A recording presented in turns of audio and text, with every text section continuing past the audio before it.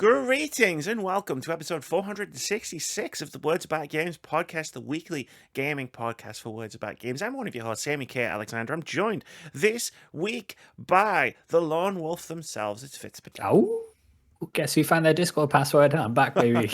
I remembered how's it going? which email my two-factor authentication was on.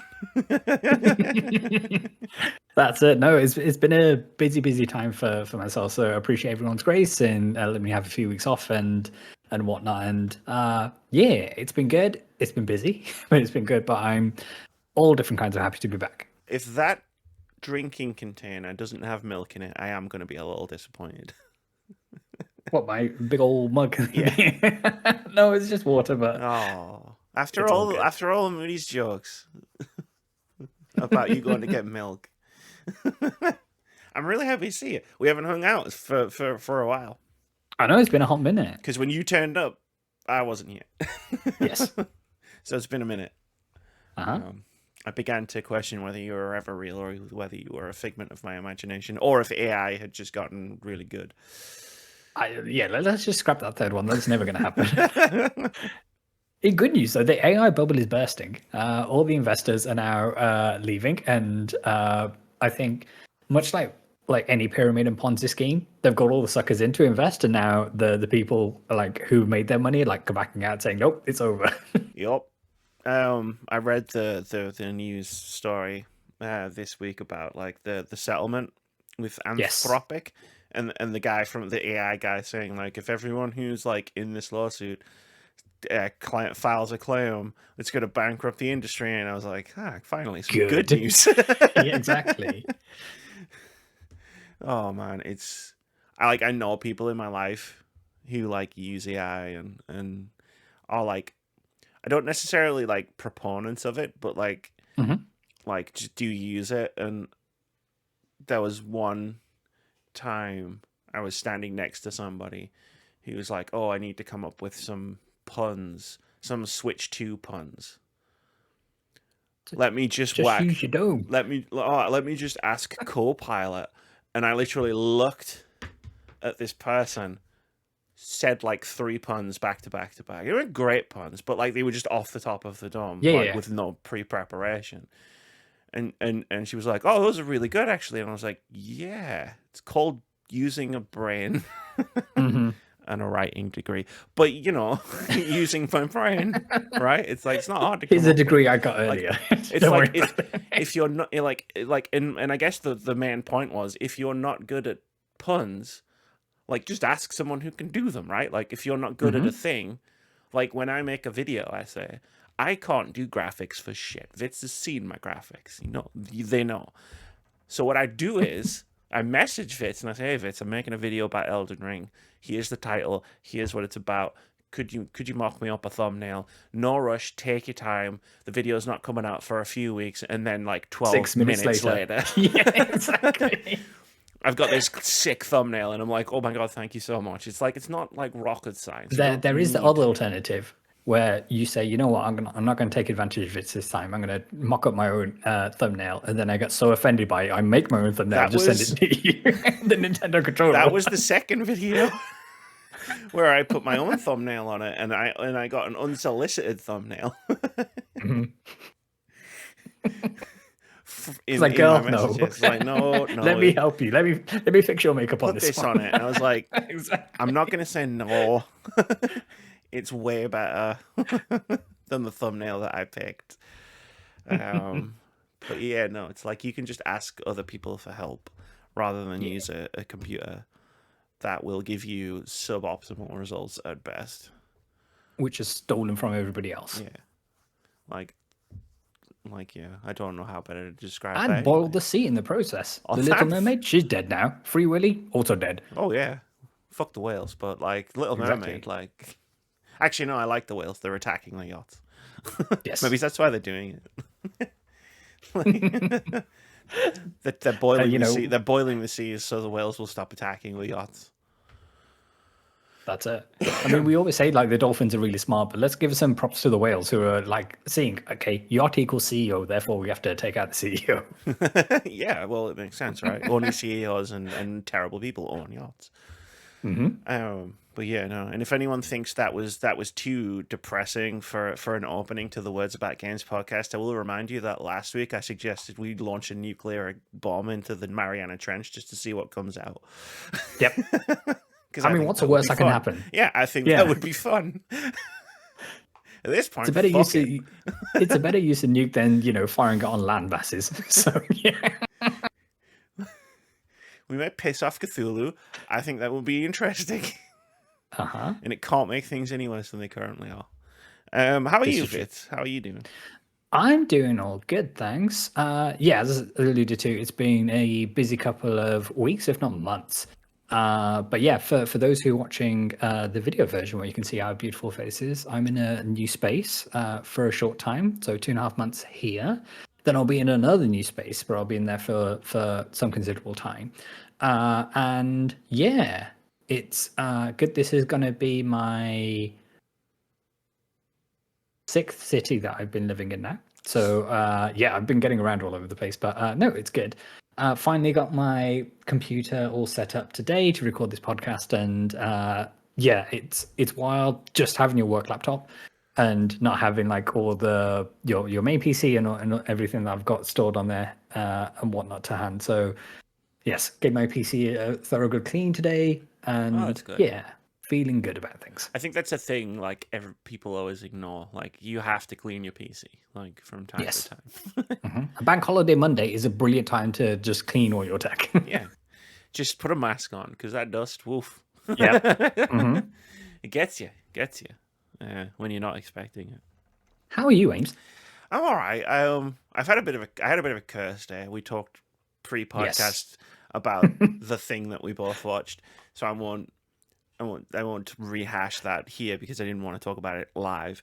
But then I immediately followed that. I went out and I bought a bucket list item in terms of like my retro gaming collection. Like I went out and bought a PS3 that has the PS2 backwards compatibility. Oh, the PS3 Fats, who are the 60 gig launch unit. Yeah.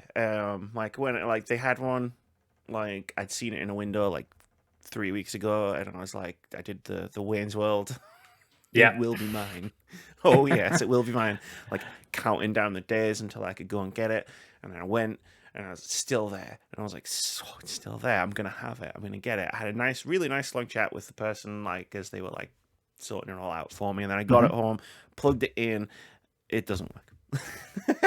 Now, that was going to be my next question because I was lucky enough to get the that particular model. I got it like a year after it launched, I think. Mine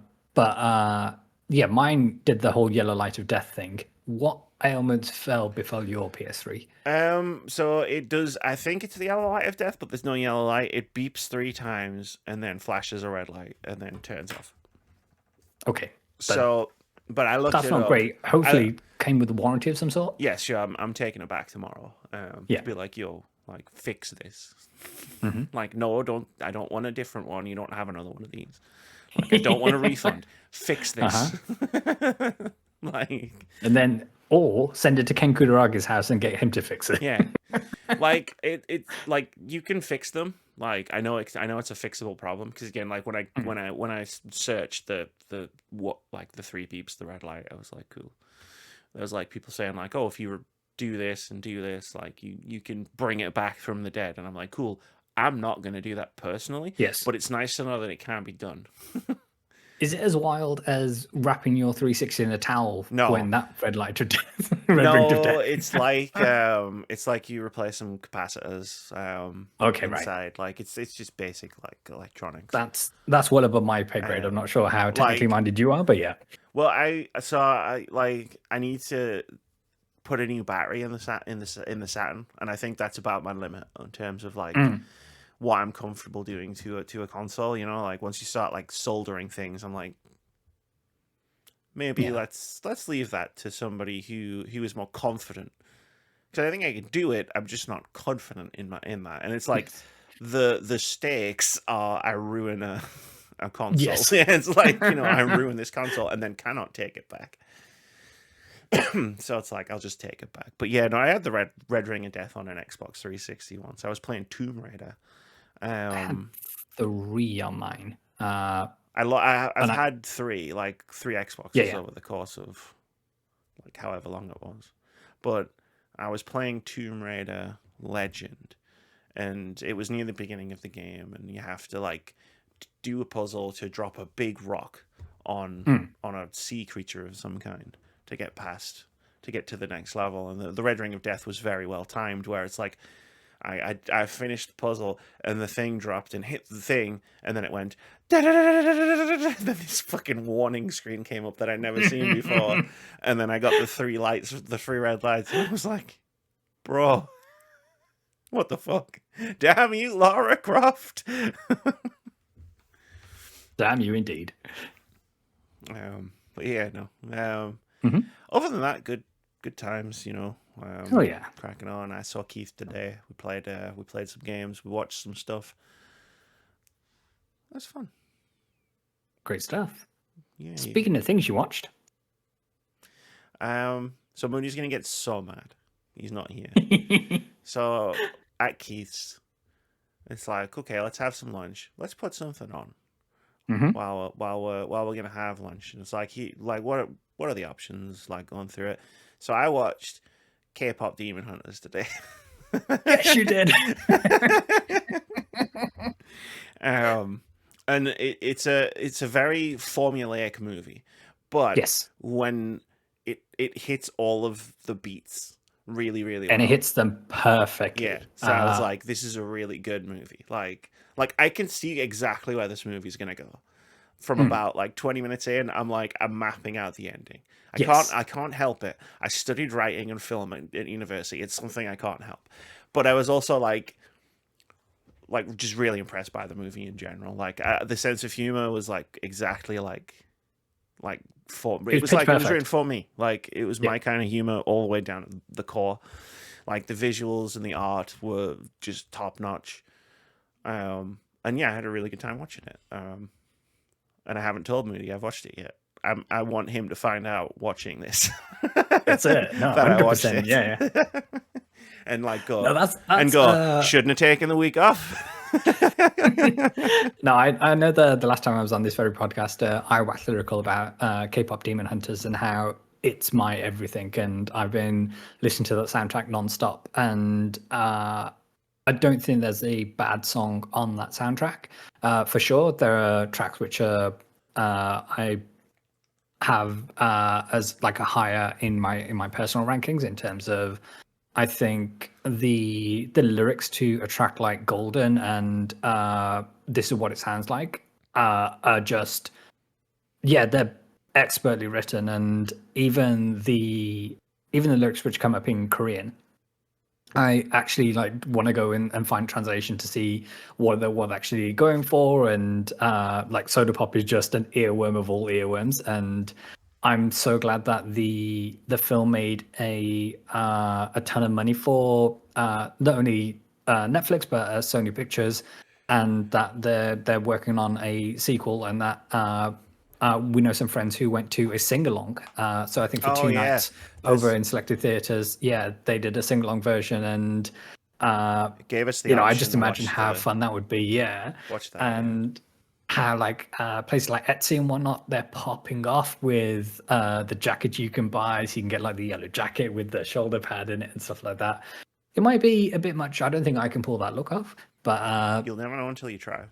Well, this is it, right? But I think this movie is already iconic, and I think will go down as one of the greatest animated movies of all time. For my sense, for my 2 pence anyway, kind of thing. And the soundtrack still absolutely slaps, and I listen to it on a regular basis. Yeah, so I really did enjoy them. As someone who's like I'm never gonna I'm probably not gonna listen to the soundtrack like in my day to day, because it's not a genre of music I personally enjoy. Sure. But in like the film, it works. It's perfect. No notes. Like maybe I will watch that sing along version one day. That's it. Yeah. But with Huntrix and the Sergeant Boys and just it's just perfect in it's just a terms good of film. It's just a really okay. good, well-made film. I liked it a lot. There's this girl K-pop group, and they hunt demons. So what is the perfect antagonist? Okay, it's a boy band. Demon boy band. And we throw them up there. But no, that's amazing. I had a lot of fun with it. What can I say? Hell yeah. It was good. How about you? What you got? Yeah, so my little soda pops. This week, I went to go see a Bollywood film in a cinema, which is something I haven't done since 2006. So it's been a hot minute. Yes. That was a long time. It is a long time. There you go. I don't know. I only just have enough fingers. Yeah, so I watched a film called War 2. And this stars Hrithik Roshan and N.T. Ramarao Jr., who you may know as Beam from RRR. Now I'm interested. There we go. Yeah, so as you imagine, War 2 is a sequel to a movie called War with Hrithik Roshan and a gentleman called Tiger Shroff. His first name is Tiger. And this is a sequel, and it was a hell of a time. And I think it's a unique experience going to a theater to watch a Bollywood film, only because the rest of the people in there tend to be people like me of Indian and Asian descent, and it's just it's a different vibe. So around about 10 minutes in, nobody has bought a damn thing from concessions because they've all snuck in drinks, food, whatever you want in with you, and they wait like 10 minutes in, and then you just hear the sound of plastic containers being opened. Just like 100 zips. Zip. Yeah, exactly. That's it. And yeah, as many of you may or may not know, Bollywood films tend to be quite long. So they have what we refer to as intermission, which is 20 minutes. And this is the first time and the only time you'll see a title card for this film. So they don't hit you with War 2 at the start of the film. It's only like halfway during the film. Oh, that reminds me of a film I watched last year, which I recommend everybody watch. It's an incredible film. It's called Hundreds of Beavers. And like the title card comes at you out of nowhere, like 50% of the way through the film. Yeah. But yeah, it's just a vibe. So with a film called War 2, it is very action heavy. None of it makes any sense. Is it about but war? It's about a gentleman who wants to start war. And yeah, it's all of these of, okay, these two principal characters, they're having a fight on the outside of a plane. You know, how are they standing up there? Don't worry about it. That's beside the point. Like with video games, I feel like sometimes people try to like be like, but that's not very realistic. But is it cool? Like, yes. The reason that like The Matrix is one of the greatest action films of all time is because it's fucking cool. Absolutely. So like, you tell me that there's a fight scene on a plane, and I'm like, let's fucking go. That sounds That's sick. It. Yeah, so Hrithik Roshan has been in a ton of Bollywood films, and he's been in stuff like, I think probably the most famous film that people may have seen him in is Kabhi Khushi Kabhie Gham. And for some reason, well, okay, for one reason he's got hair plugs in, fair enough, you do you. That's not your business. But he's also decided to team that with a fake tan. And the fake tan is so aggressive. It is DJT levels of orangeness on this gentleman, and it is so distracting. I couldn't take anything that boy did seriously because his co-star N.T. Ramarao from RRR is, you know, hasn't got a fake tan. So, and everybody else is like color balanced to match their skin tone. And now this dude comes from bounding out looking like a tangerine. And yeah, it's all over the shop. But yeah, there's like two musical numbers. The first is a dance number. And yeah, our boy N.T. Ramarao, he busts out all the moves like from Nacho and stuff like that. So yeah, that song really hits. The second one, not so much. But yeah, it's still a fun time, and it's a fun experience to go see a Bollywood movie in a theater anyway. It is in the original Hindi dub. There are English subtitles, so you're able to follow along and all the rest of it. And yeah, it's one of these experiences where I think there's just a general acceptance that people are going to yap through this movie. Okay. And it's one of those where we're not here for absolute cinema. We're here to have some fun and eat whatever we bought in our plastic containers and snuck in through our coats with bottles of drink and what have you. So, yeah, War 2, the first one is available on Amazon Prime. Yeah. As a large collection of Bollywood films are. So, yeah, if you're interested, then feel free to check it out. Can I tell you something wild just off of the back of that? I've cancelled Amazon Prime. Nice. I was like, I'm getting I did like a thing where I was looking through like bank statements, not statements, but like online banking and stuff, and I was like, what do I actually get out of Amazon Prime? And I was like, because I don't watch Amazon Prime, because if I did, I'd have to pay extra for ad removal, because I just can't deal with ads. We've evolved from having adverts. I'm with you in that. So like I don't watch anything because I don't want to pay for. Let's say I'm stuck in like that stubborn middle ground of like, I'm not going to pay for the ad removal because that's stupid, but also that means I'm not going to watch anything. And then I was like, when was the last time I got something delivered from Amazon? And it was like 3 months ago, and I was like, what the fuck am I still paying for Amazon Prime for? But like the stuff that your folks need, do they come to you to say, "Oh, can you order this through Amazon?" No. Right, okay, right. So it is actually like we're a household that does not really shop through Amazon. Like I just ordered there's like a 2-part like lore. There's like 2 lore books for Dragon Age that came out like a decade ago. And I just ordered those, and I just bought them from somewhere else. Like I don't shop on Amazon very much. It's not like, and I don't want people to misconstrue it as being like, I mean, Amazon is an evil company. Yes, as all companies are. Yeah, but yeah, they're more evil than others. It's not a moral stance. It's more just like I just prefer. Like I shop at Waterstones, and Waterstones isn't a good company either. But like I can go to a Waterstones.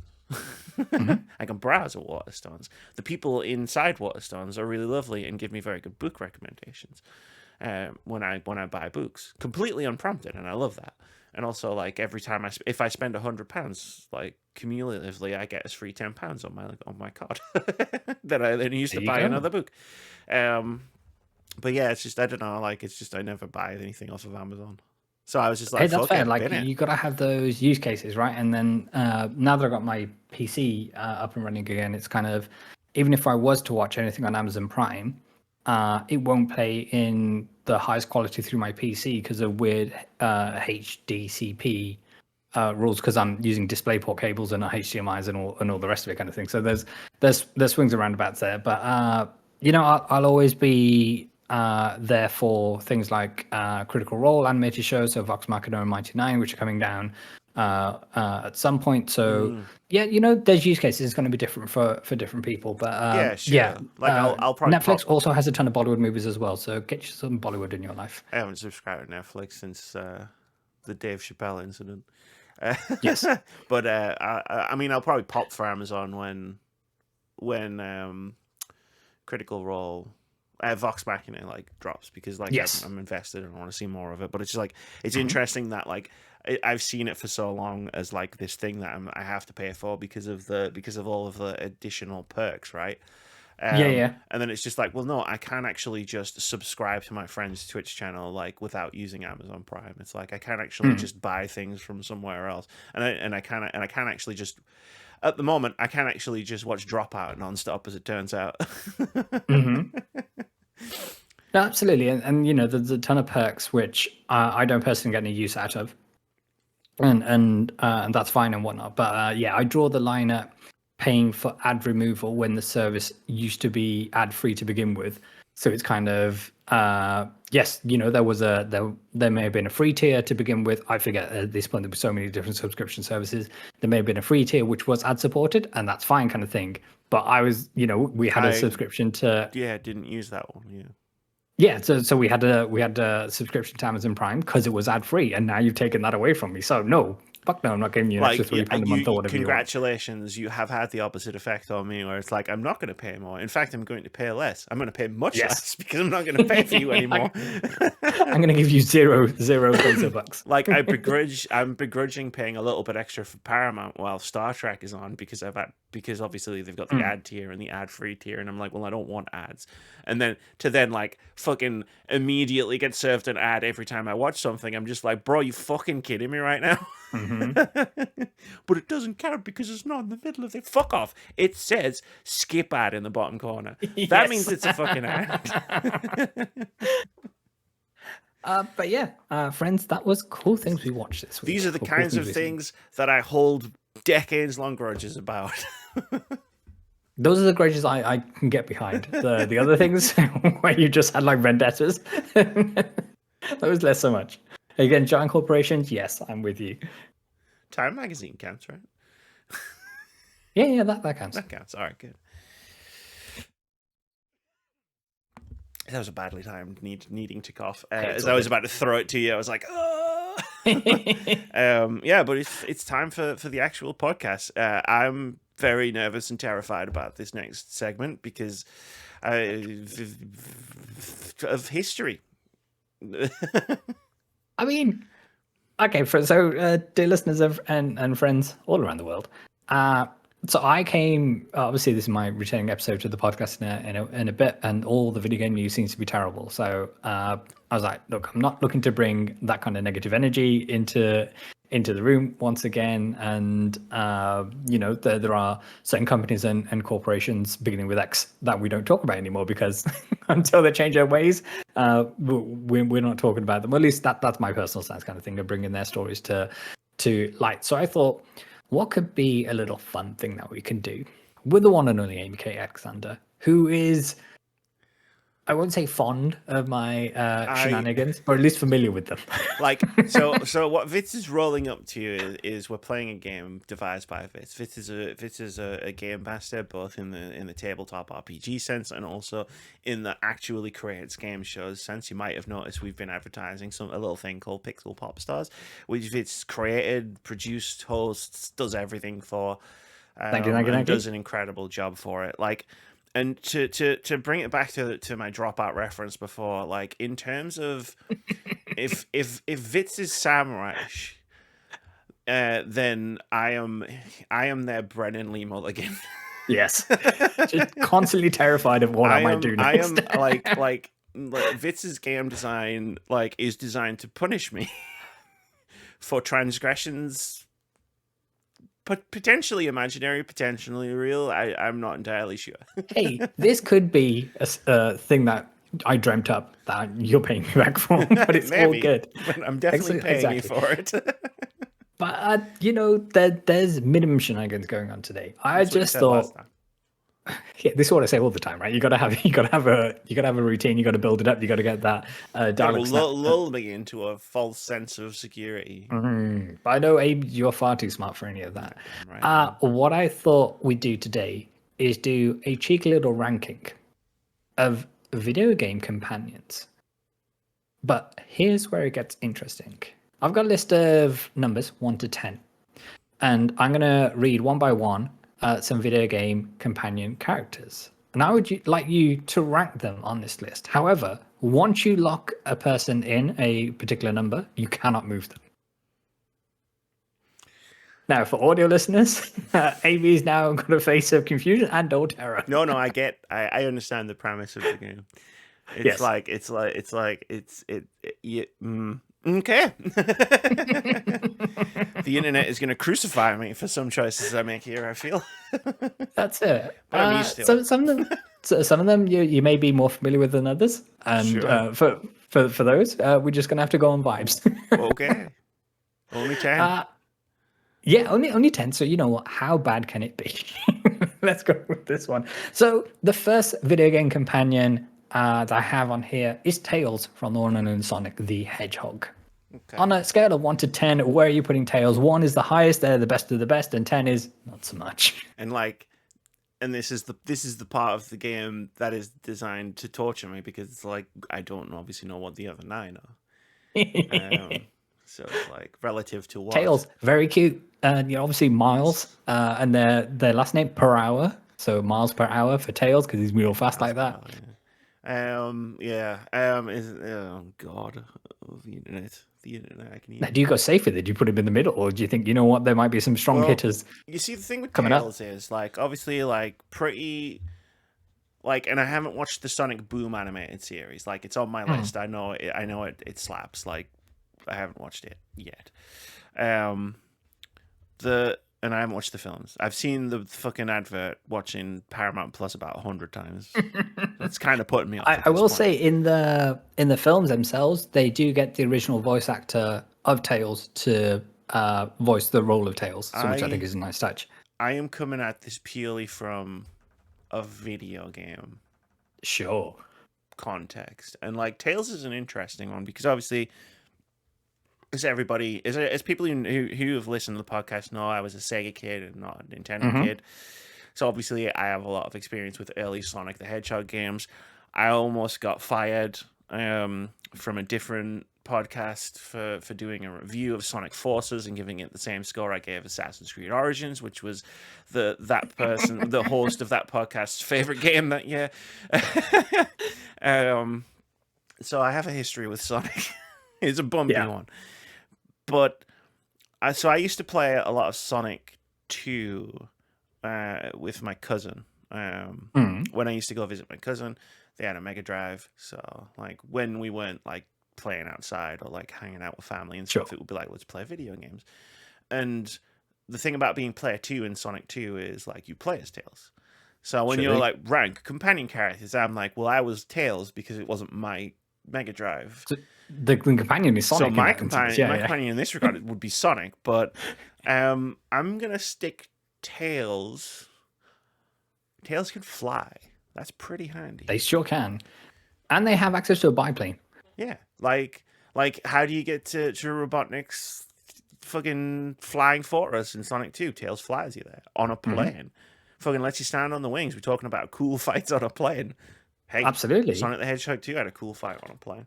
I remember the opening cutscene where Sonic then drops off and then goes supersonic and then comes back as yellow. It's like, oh my god. So that was hype. That was in the 1990s. That was as cinema as video games got. This is it, yeah. So, and I do have a soft spot for Sega in general. Like, I think their hardware is very underrated by everybody. And sometimes it's excessive though. I remember that Tower of Power. I never had one, but that was excessive back in the day. I'm so mad. Like, I have gotten rid of a lot of retro stuff like throughout my life. I had a Sega CD. Wow. And obviously, like, to re-get that Sega CD, it's out of the realm. Oh yeah, you need a mortgage. Yes. But like all of this factors into my opinion because I feel like Sonic and Tails are like emblematic of Sega in general. I'm gonna stick Tails. I'm gonna do the boring safe thing, and I'm gonna stick Tails at 5. Okay, yeah, I thought that's where Tails is going. Like, I don't have strong enough opinions about Tails to be able to like argue later. yeah, sure. And again, this is relative to 9 other characters that I don't know their identities. So it's like I'm gonna be safe. We're gonna put Tails in the middle. Okay, great stuff. The next name on my list here is everyone's favorite hothead. It's Karlach from Baldur's Gate 3. You're not even doing this in linear chronological order. I hate you. No, that would make far too much sense. Then you can fathom things out. Okay. So I don't think you were on the podcast when I reviewed Baldur's Gate 3. Had some controversial opinions about Karlach. Not the character. Fucking love the character. Not the voice actress whose name escapes me right now. Samantha Bayard. Thank you. Tremendous, phenomenal job. Absolutely loved it. I felt, and again, my personal opinion, that her character's storyline was incomplete based on having done a considerable amount of the game, gone to some optional areas, had been collecting this thing that I assumed might give me some options at the end of the game, combined with this one dude who literally said to my face, like, hey, maybe we could do something about this, and then it just never came up again. So I was a bit mad, and I kind of took it out on Karlach's character at the time. So the question is, do I double down on that in this ranking, or do I give it like a redemption thing of just like remember the positives, or double down on the fact that I really dislike the ending of that quest line? You know, the one thing when people think Amy K. Alexander, the one thing we know is that she can hold a grudge. It's like the one thing we know is like she's gonna double down just like that KFC sandwich every time. Yes. She's doubles down like she's a KFC sandwich. Put that on a bumper sticker. Send it to me, and I'll put it up. I'll put it on my laptop. I've still got space. ABK Alexander, she doubles down like she's a KFC sandwich. But I love Karlach. I love Karlach to bits. Like a lot of people I knew like did the romance route for Karlach, whereas like for me, like I really enjoyed like she was like best bro, like, and I love that. Yeah. I love that back and forth between like my player character and Karlach, and I was like, this is great, and I took her as many places as I could. I'm someone who always like is always rotating like characters in and out of the party just for like vibes and also like, you know, like plot reasons, right? But like Karlach was one I definitely gravitated towards like a lot. And still 8 other characters to go. We're gonna put Karlach at.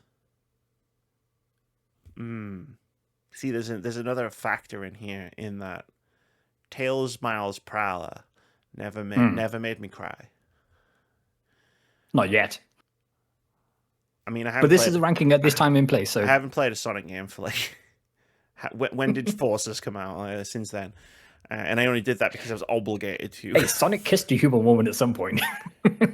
That's the game. I'm not sure I what would Tails play. got up to. Like that's the game I don't like. Into like my video essay channel, I keep warning people it's just going to get consistently weirder and weirder, and I don't think people are really prepared for what that means. Because like, you're joking. If I was gonna make a video about a single Sonic game, it would be the one where he kisses a human woman. Because why the fuck wouldn't it be? Why would I want to make one about a good Sonic game? But Karlach did. She had that scene in the place where she fucking starts raging out after you kill the guy. Yeah. And I was just like, that did get me. That did get me. And that's pretty early on as well. And she was in my party for the underground prison. Yes. Heist, which was one of my like, it was my favorite like quest line in the whole game. I'm gonna put Karlach at 3. 3 strong entry so far. So I feel like I'm already going too high with both of these characters. You have created a game to torture me, and I respect it. I respect it. There you go. So the list as it stands, we have Karlach at number 3 and the one and only Tails at number 5. Our next name, everybody loves. It's a one and only Tifa Lockhart. We're putting our girl Tiefs. I fucked this already. From Final Fantasy VII, for those who are unaware. Tifa Lockhart. Now you see, how do I've got to tiptoe a bit here. Because obviously I have a lot more knowledge of Final Fantasy VII than you do, and I have pledged to not spoil anything that hasn't already been in the remake series so far.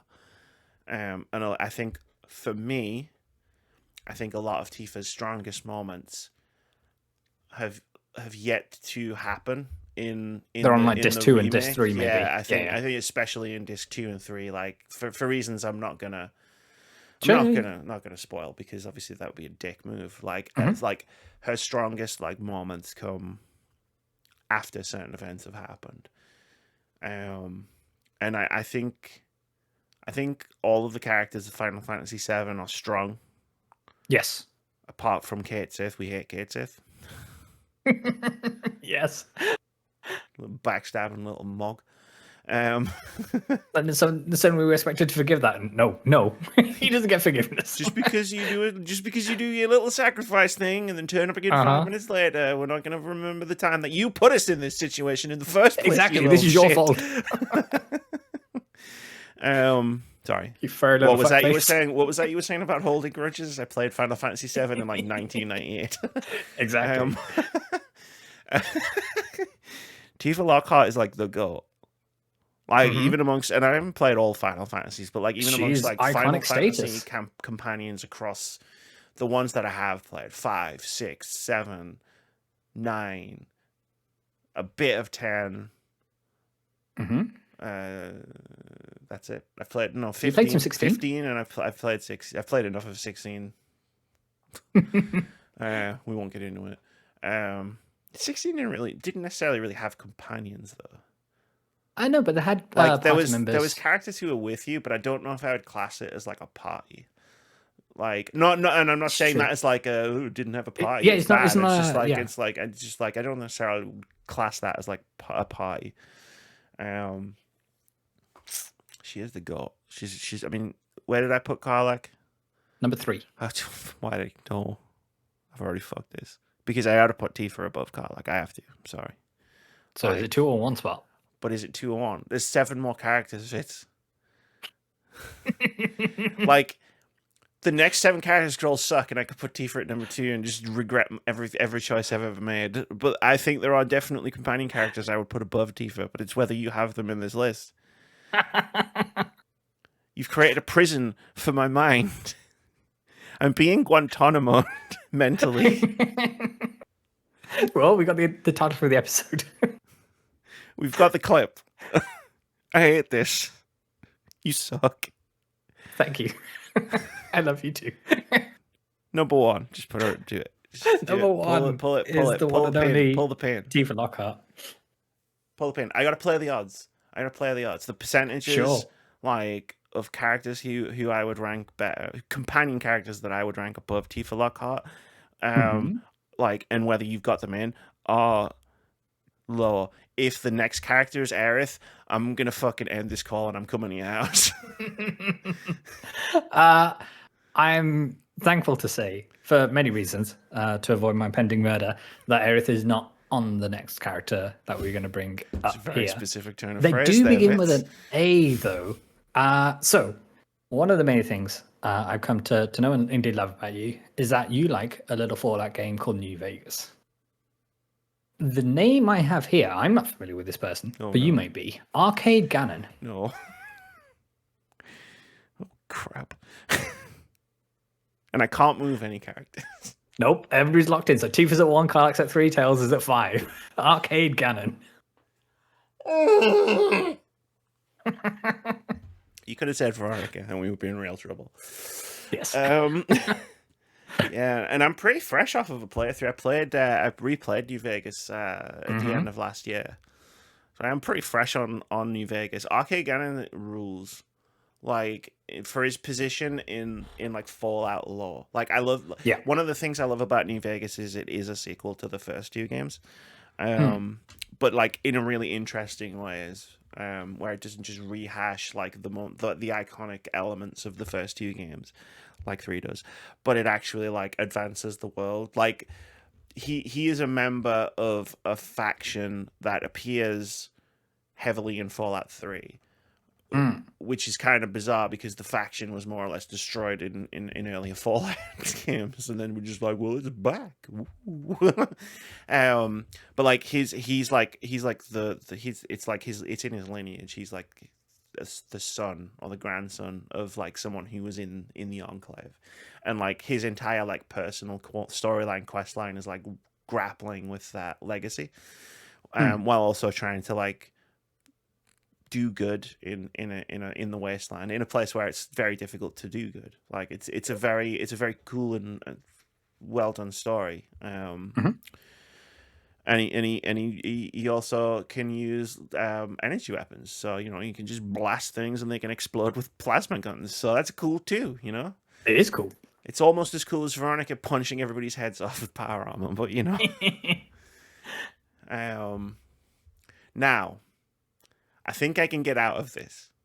I think I can get out. I can get out of. I can. You know what? I can get out of this. I can use a technicality because Arcade Gannon is a great, fantastic character. One of the best parts of New Vegas. However, his voice actor is Zachary Levi. Oh, so number 10? So I can use that loophole to put him at number 10 and not have to worry about it. I'm just going to focus on that one part. It's like the meme where the person's looking at the thing and the message goes over their head and is like, wow, cool robots. So number 10? Number 10. I'm Number 10. I'm gonna take that technicality and I'm gonna abuse it for all it's worth. Okay. Yeah. That's a great chat. So to review for all of our dear listeners and indeed watchers, at number 1 we had Tifa Lockhart. At number 3 we have Karlach. Number 5 we have Tails from Sonic the Hedgehog, and at number 10 we have Arcade Gannon. Rattling on the list, this is a character who is the daughter of a president, and she needs rescuing. And she has one name on her mind only, and she says Leon all of the time. It is the one and only Ashley from Resident Evil 4. Yeah. You say Leon, and I say number 9. There you go. No mess. There's no like. This is like the false sense of security you've led me into. It's like it's not all bangers. Ashley is an annoying character. Yes. Like tip to tail, top to bottom. Like she's carried off all the time. Like no agency whatsoever about her. She's just she does exactly what Leon says, like at all times. It's just like have a little bit of fucking, you know what I mean? Like have a little bit of survival instinct. If Leon tells you to wait somewhere, but there's a dude with fucking tentacle heads walking towards you, run away. Exactly. Run away. Or better yet, like there are weapons lying around everywhere. Pick one of them up, and shoot. Try it. Will you miss? Maybe. Probably. You've never been trained in firearms, but it's better than not doing anything. I know, like the daughter of a president, I reckon she's had some Secret Service training, a little bit. Enough to know which end of the gun to point at the bad guy, right? Exactly, right? It's like a camera, you point and click, that's what you need to do. Just do something, anything useful in that situation. Like, I am being attacked by crazy villagers with chainsaws. I don't have time to micromanage you. Okay. That was easy, thank you. There you go, you're welcome. I've got to throw a few freebies in there. Okay, so the list stands: Tifa at number 1, Karlach at number 3, Tails at 5, Ashley at number 9, and Arcade Gannon at number 10. With an asterisk next to Arcade Gannon, that is like... Yes. I've used a loophole. The asterisk has been included. I'm just going to post this list without context into the Discord group. Oh, into the Discord group? That's fine. I thought you were going to publicly post it. I was like, no. No. Just in our Discord group. It's fine. Okay, the next one. A little bit of liberty over the word companion, but we're going to run with it everywhere. This is a character that's appeared multiple times, once as a spider. It's Patches from all things Dark Souls and Elden Ring and Bloodborne. This list is unhinged. Did I write this? Forget. You got to write to your audience. Whenever you create a game, you need to write to your audience. Patches, eh? That motherfucker. Pushed you many a time off a cliff. Pushed me off a cliff in Bloodborne. Pushed me off a cliff in Dark Souls 3. I wasn't a cliff, but he pushed me off a ledge. I liked his appearance in Elden Ring, not his first appearance. Well, his first appearance was fine, where he's like a shitty boss fight, but like when you can summon him for yes, and the General Radahn, yeah. And he's just like, what the fuck? Exactly. He just pieces out. Like, that is enjoyable. So the spots we have open at the moment, we have 2, 4, 6, 7, and 8. What does she have against even numbers? Now the question is, so I'm eyeing 2 spots for Patches here. Entertaining. He's an entertaining character that you live to hate. Undoubtedly, yeah. And he is a spider in Bloodborne. I'm glad you added that. So I didn't have to. It's like, okay, so do I put Patches at 8, where I would put him, like, based on everything I know about this roster of companions so far? or do I hedge bets that you've got someone worse in mind later and move him up to 7? Like, I don't think you realize what kind of game you've created here. Oh, I know exactly what game I created. This isn't no, Get experimental ready true site for where a we're game changer. I'm expecting there to be a twist after we complete the list.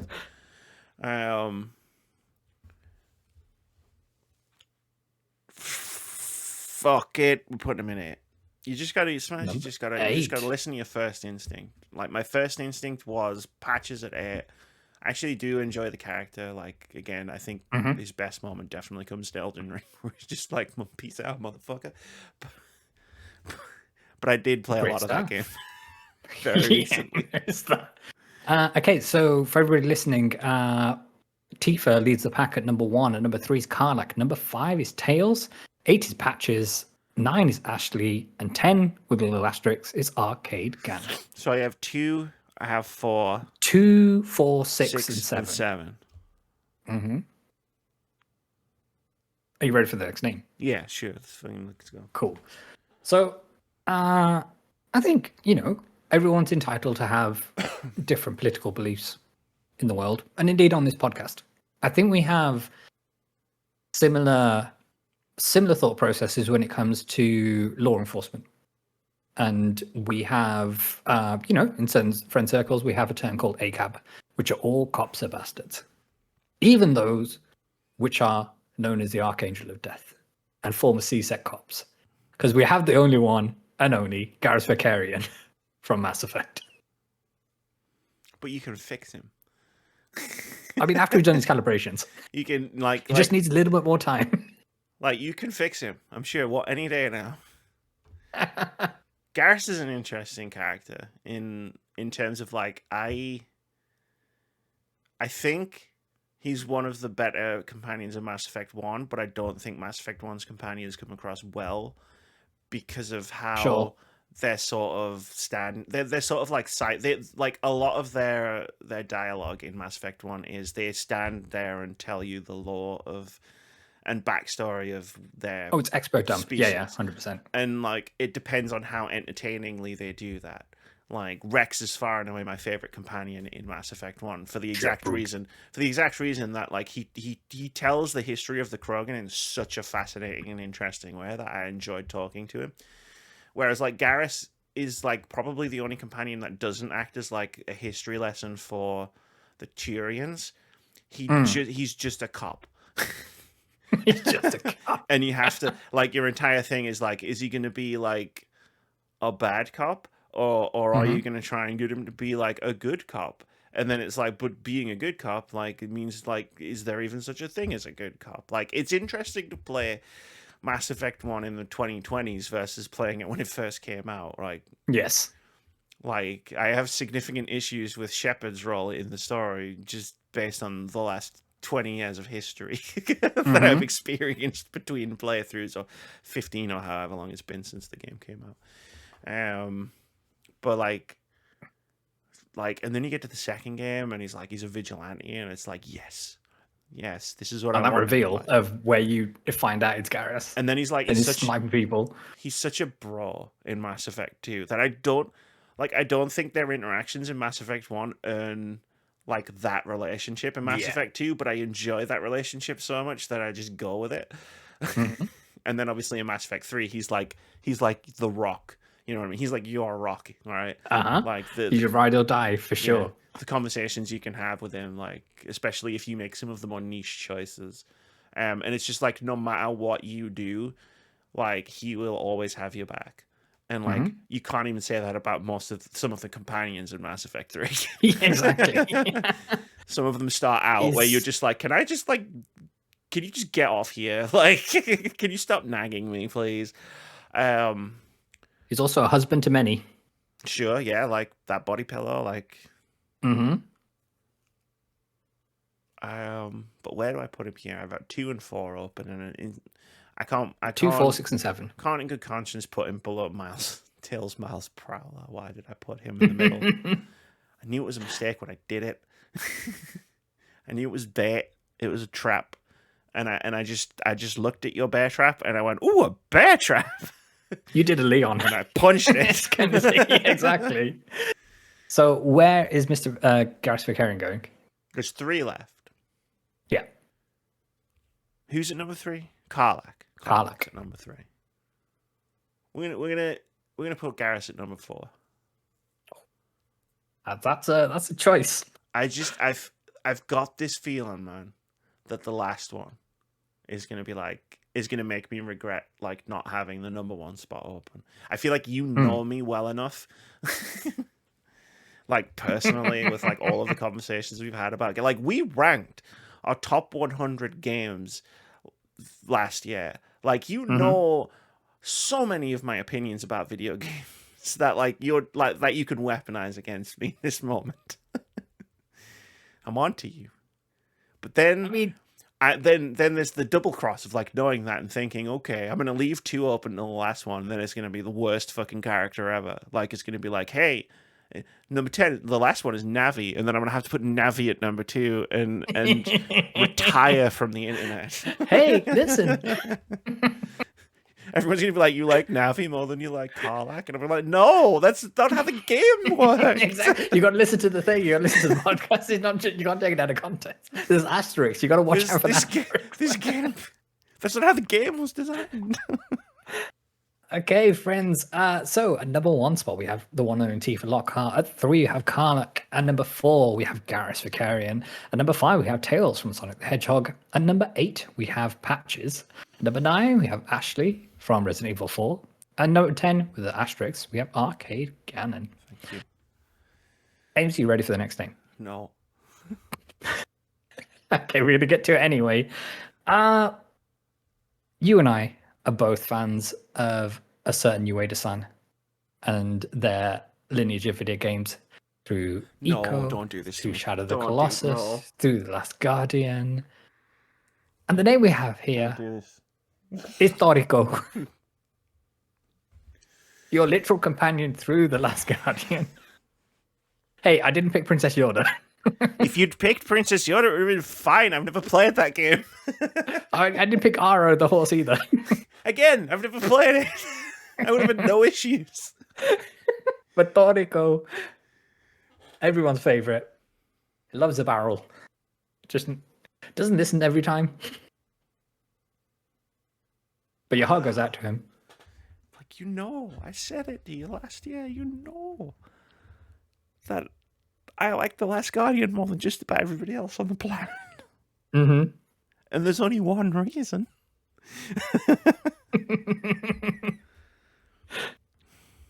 What have I got left open? You've got 2, 6, and 7.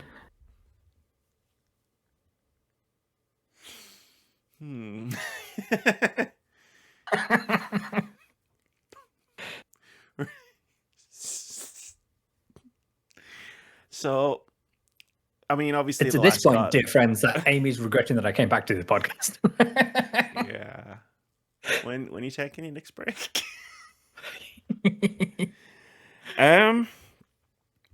So Trico, great character. Like I remember playing the game, and I remember I was a reviewer at the time, so like obviously I knew a lot of review opinions. Like my own review opinion was like the game is imperfect, but that's what makes it great. Yep. Whereas like there was a lot of pushback that like, oh, Trico doesn't do exactly what you tell it to do, and to which it was like that's the point. Like, exactly. And I get not liking that. That's totally fine. But like to call it a bad game because of that, it's like the game would have been so much worse if Trico had have just been something you could direct and control at will. Yes. Like the idea is like you're forming a bond with something that feels real.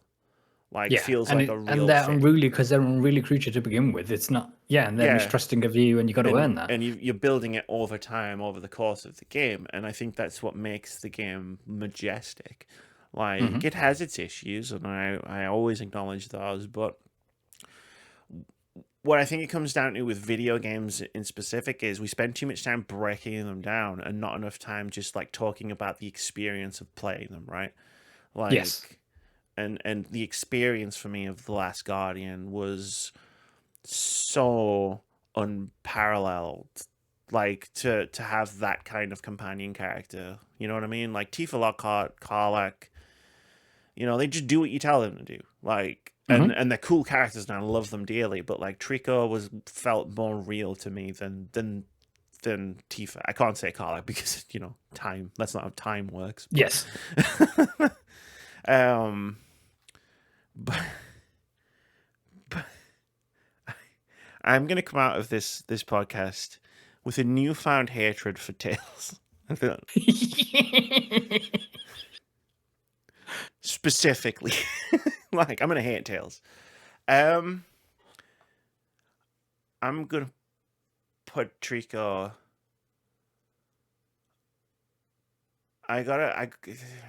You're looking at me like that, and it's just like you're looking at me like, how big a mistake is she about me? I'm gonna put Trico at 6. Lock it in. Final answer. At number 6. Yeah. Okay. I'm.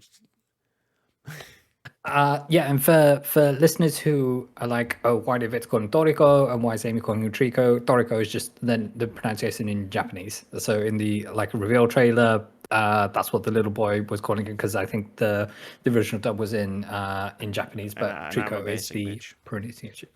So it's all good. Okay, so we have spots 2 and 7 open. It's like a seesaw. The next name is from a Sony first-party title. Oh. It is from the first installment of what has now become a franchise. God of War. Yeah. There's no other way of saying it. It's Ellie from The Last of Us Part 1. Or as I like to call it, The Last of Us. Yes. Because maybe it should have finished it with 1. Not necessarily. Just a 1 and done. That's just what it's called. Yeah. Remember those grudges we were talking about?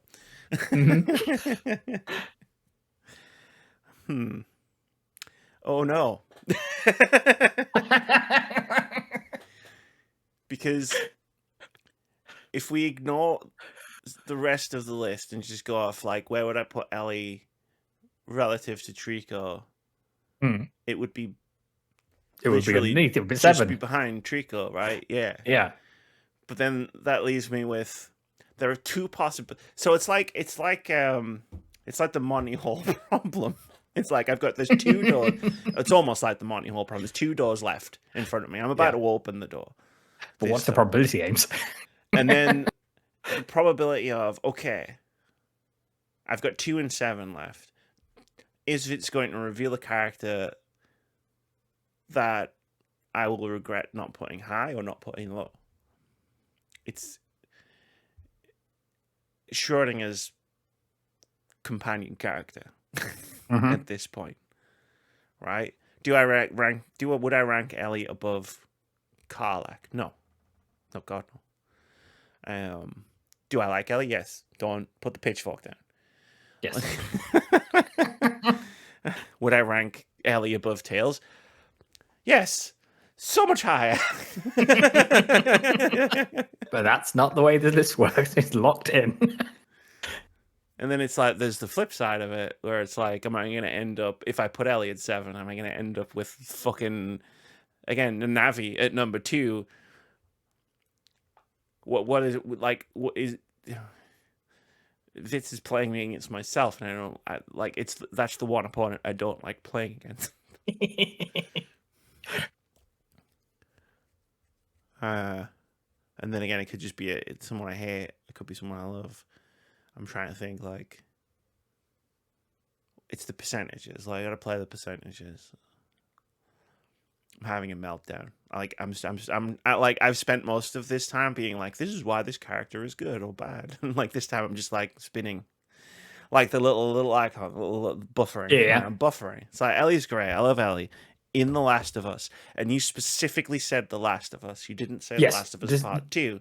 This is specifically The Last of Us because she is a companion to Joel. That would have 100% changed my answer Yeah, Like, again, but it's then one she of got those into things, 7. like, you know me well enough to know that, like, she would have gone 11th. Like, I would have found a way. Because in The Last of Us, she's so cool. I love her. I love the journey of Joel and Ellie. It is Joel and Ellie. Like, that is The Last of Us. Yes. And that character development just really lands for me. Mm-hmm. I mean, it's easily my favorite Naughty Dog game.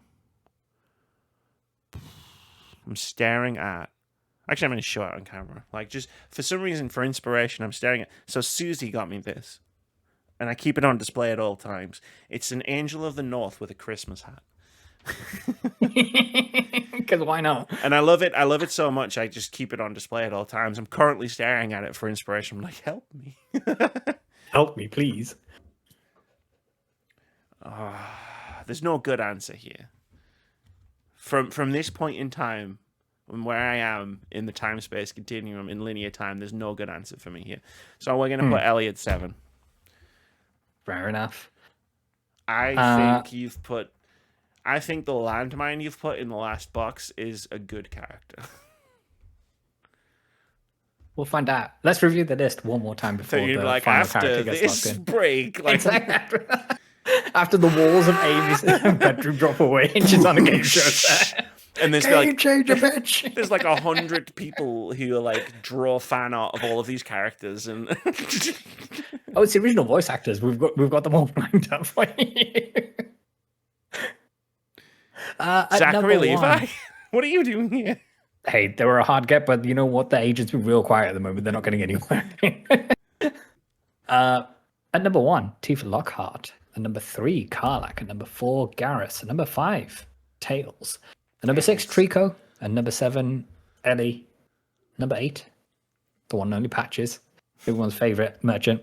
At number 9, Ashley from Resident Evil 4. At number 10, with the asterisk, Arcade Gannon. It's not a million miles away from how I would have ranked it.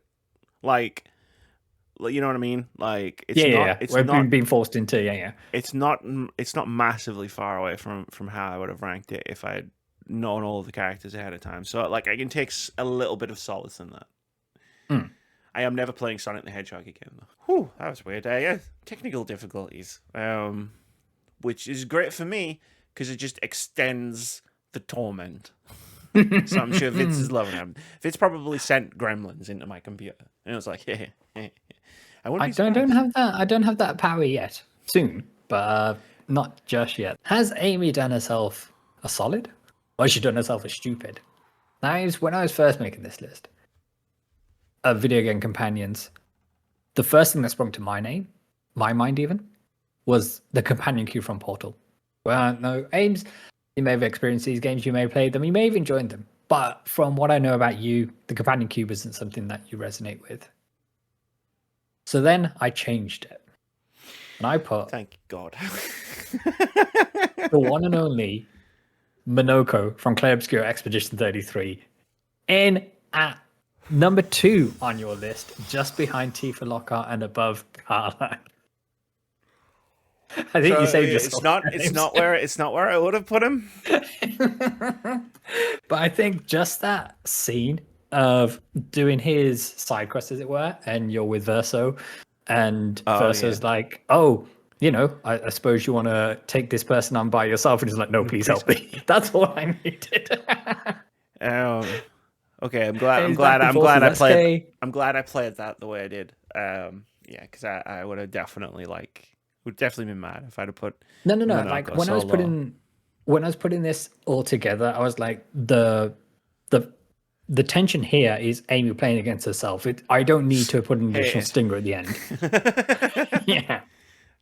But yeah, the list as it stands, now we've finished this round of whatever we tried to call this, is a number 1 for video game companions is Tifa Lockhart. Number 2, Minoko from Clair Obscure Expedition 33. Number 3 is Karlach from Baldur's Gate 3. Number 4 is Garrus from Mass Effect. Number 5 is Tails. Number 6 is Trico. Number 7 is Ellie from The Last of Us. Number 8 is Patches. Number 9 is Ashley. And number 10 is Arcade Gannon. And that, my friends, was this topic for this episode of Words About Games. It's not the worst list. Like, it's definitely not in order, like in the correct order. But like my correct order, but it's not. It could have gone a lot worse. Yes. I didn't realize how much trouble I was going to be in when you told me what this topic was, which I only found out live. Yes. All I said to Ames in the preamble, like running up to this, is I want to play a game. It's not like Saw and Jigsaw. I'm not. No, it's like Sam Reich and Game Changer. Exactly. I know I dynamic, but like the moment I was like, oh, I'm in trouble, was like, so when I found out what this was, I was like, okay, what crossover do Vitz and I have, like in terms of games we've played? I was like, because this narrows the scope. Like considerably, right? Because there's tons of games that I've played that you haven't. And when I thought, oh, I'm in real trouble here, was when you threw Arcade Gannon in the mix, because I was like, oh no, Vitz has stepped outside of games they've played to blindly pick companions from games that they know I love. I'm in real trouble here. Like this could go very sideways very quickly. And I think it threatened to a couple of times. But now, if I hated it, never do this. Voice actor if the voice actor wasn't so problematic, would that be more of a headache for you? With what I'd already filled in, and now with hindsight, what I knew was to come. This could have blew up in my face. So that would have been the fourth name I read out. Yeah, because I already had 3 and 5 and 1, I think. Yes. Yeah, by that point. So it's like, okay, Arcade's going high because, again, like for all the reasons I explained before, and then it's like, oh, once another high slot's filled, and then you start bringing out like your Tricos and your Ellies and then your Monocos, and it's like, oh, fuck. And you only have the bottom half of this list open. And Tails is at number 5. Fuck. Yes. It's when you pitch Tails at 5, I thought, oh, this is going to be a good one, because she's played it safe early, and that's going to bite her in the bum at some point. I fucked it from the first pick. And like, Tails over Trico is interesting. You knew I was going to do it. You knew I was going to fuck myself right off of the bat, and I respect that. I don't have to like it, but I can respect the power move. Well, I'm glad that you, on the surface at least, enjoyed this and had a good time. I'm looking forward to doing something similar with Moody. Not necessarily video game companions, but he's going to go mad. You are going to have to ambush me if you want me to do this again. I will not do this willingly. Oh yeah, no, and that's why I knew this was like a one-time thing. Yeah. The next time you say, "Oh, I'd like to play a game," I'm busy. Yes, exactly. I'm taking a week off. It's fine. I'm gone. I'm done. It's like, oh, I'm washing my hair. That's it. Sorry, peeps. I can't do the podcast this week. In fact, there's no podcast. Everybody gets a week off. It's fine. Never again will the podcast is cancelled. No, but friends, let me know down in the comments below if you enjoyed this game. Would like to see more of these kind of shenanigans on the Words About Games podcast. Of course they will. If you're like, you know what, I come to this podcast for hard-hitting commentary on video game news. We don't want any of this shenanigans business. Some bad news about the future. But no, I hope you had as much fun as I did putting this together and taking Amy through this gauntlet of her own mind and having to play against each other. Because, yeah, I think, like you said, the worst opponent is yourself. It's the one person you can't beat. So, and you know what? I bet Moody watches this and does the thing he did with Pixel Pop Stars, where he's like, "That was easy. That's easy. I don't know what Amy's talking about. I could do it." Well, you're probably gonna find out next week. No, I'm gonna have to let it cool for a bit. I'm gonna have to let him forget about it and then spring it on him. Sucks. You're gonna have plenty of opportunities. I do need some more time off, like throughout this the year. It. So, it'll be all good. Here's to Mooney making terrible decisions. Just that. Speaking of terrible, no, that doesn't work. Let's do a halftime. Yeah, like there you go. Yeah, that's all I really have to say about it. So we'll see you in 40 seconds. All right. What's good, everyone? I'm Vitz Patel. Guys, gals, and non-binary pals, let's go. It's time for Vitz The video game and pop culture game show. Life is nice from us beyond. Enter your state of flow. Catch season 2 of Pixel Pop Stars on Twitch and YouTube at Vitz Patel. And we're back.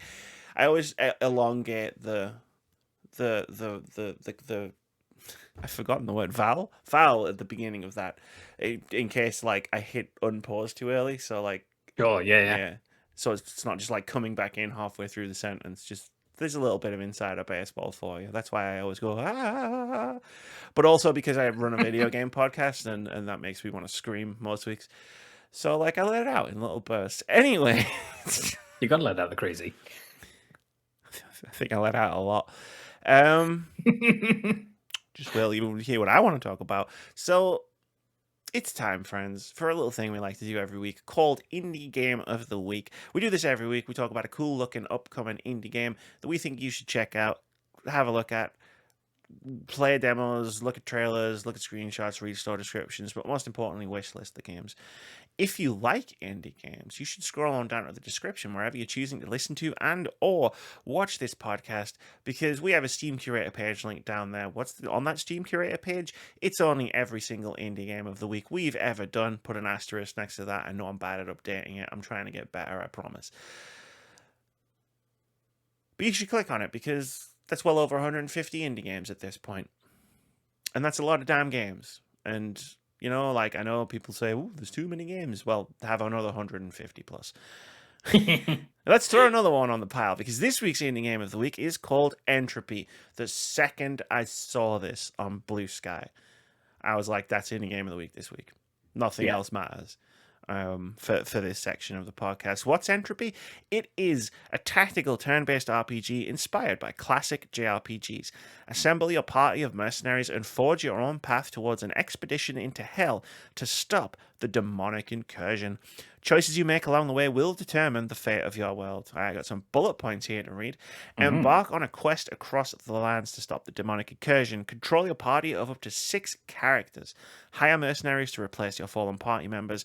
It has tactical, turn-based combat. You get to explore a world full of unique characters, creatures, challenges, and treasure. You get to level up your characters, increase your stats, and unlock new perks. And the game comes with a beautiful retro 3D aesthetic. Yes. And friends, click on the link that's in the description, because when you search Entropy on Steam, you come up with 3 different games, all called Entropy. Yeah. Make sure you click on that. Because I haven't updated the link in the doc, so you've obviously had to go searching for it. I've just looked at it and I've been like, that's last week's game.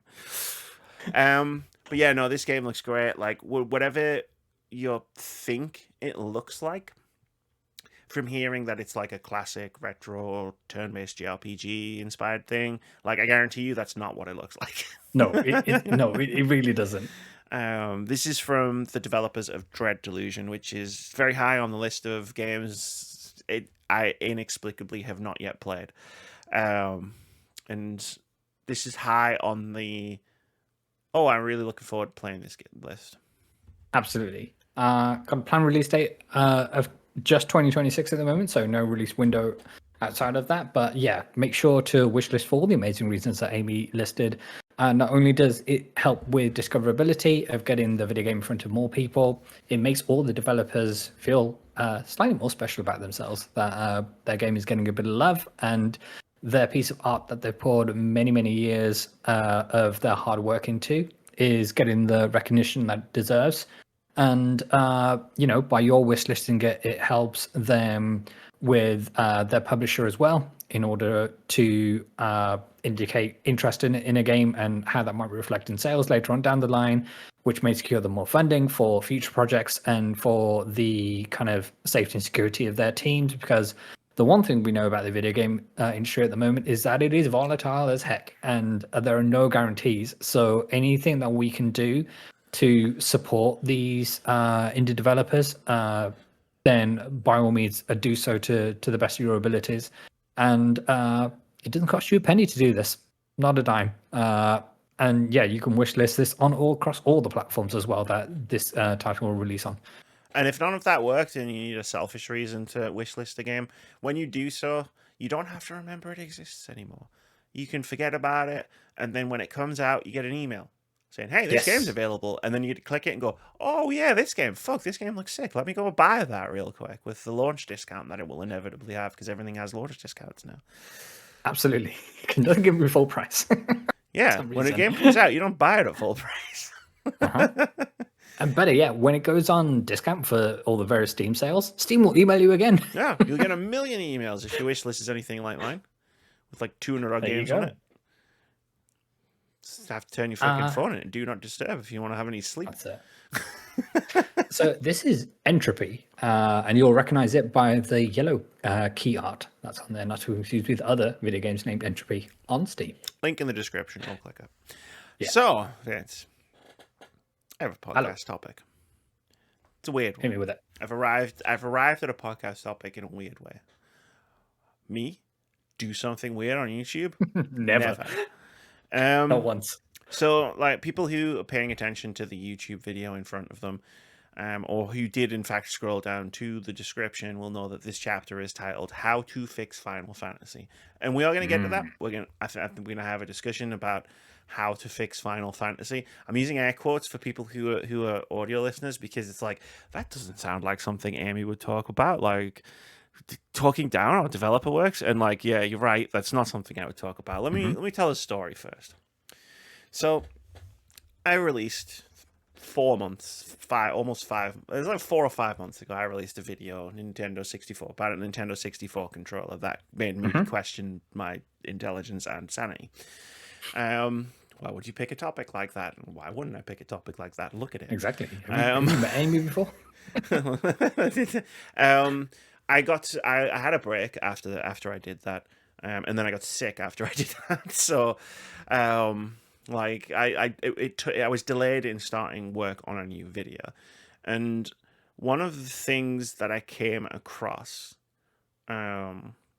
was a video titled "How to Fix Final Fantasy," and I watched it, and then blood started shooting out of my ears and pouring out of my eyeballs, and I think I was screaming, but it was hard to tell because I was temporarily deafened. And like, I vehemently disagreed with what I believed was just bait, engagement bait. Clickbait. Engagement bait. So I thought, you know what, I don't have anything on right now. I'm currently like working on like really long videos, but they're too long for me to be like, hey, I'm gonna take the next like 6, 7, 8 months of silence while I make this giant video.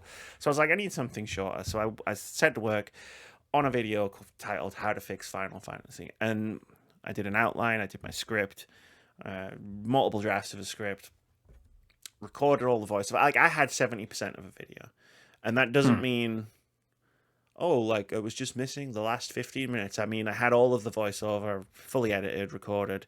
It was missing a bit of footage that I needed to source. It was missing Vitz's wonderful graphics that I hadn't asked them for yet. Some voiceover stuff from other people that I hadn't asked them for yet.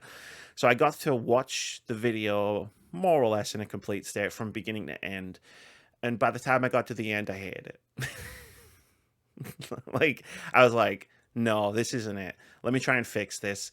So, you know, I'm doing some editing, I'm moving some stuff around, writing and recording new voiceovers. And about 3 weeks ago, I was in the same position, and I was like, we're going to kill this video. Like, this isn't what I'm about. Like, and I think, just to give a little bit of context, the conclusion I landed on was a very Amy conclusion of just, like,